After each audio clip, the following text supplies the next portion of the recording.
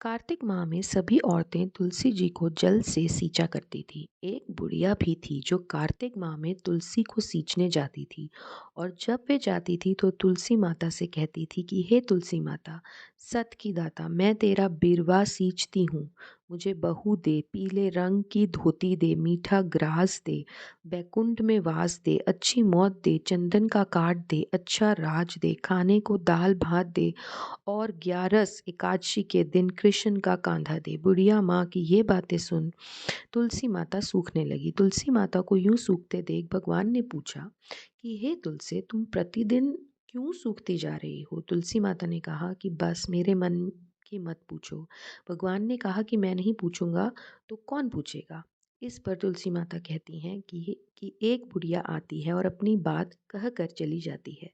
मैं उसकी सभी बातें पूरी कर दूंगी, लेकिन कृष्ण का कांधा कहाँ से लाऊंगी? भगवान कृष्ण बोले कि वे मरेगी तो अपनी अपने आप ही कांधा देने आऊंगा। तुम बुढ़िया माई से ये बात कह देना। इसके बाद बुढ़िया मर गई।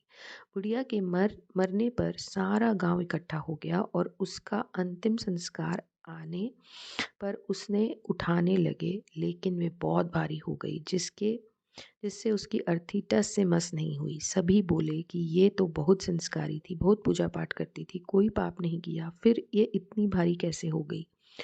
बूढ़े ब्राह्मण के वश में भगवान बूढ़े ब्राह्मण के वेश में भगवान आए और कहने लगे, ये भीड़ कैसी है?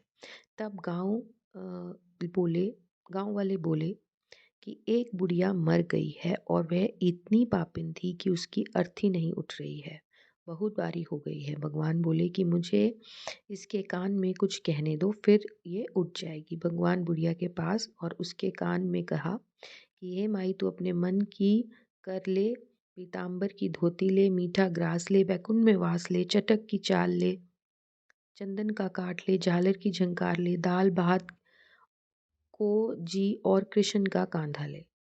भगवान की सभी बातें सुनकर बुढ़िया हल्की हो गई। भगवान अपने कांधे पर उसे लेकर गए। बुढ़िया को मुक्ति मिल गई और वह बैकुंठ चली गई। हे तुलसी माता, जैसे आपने उस बुढ़िया माई की मुक्ति की, वैसे सभी की करना। जैसे भगवान ने उसे कांधा दिया, हमें भी देना। जय तुलसी माता।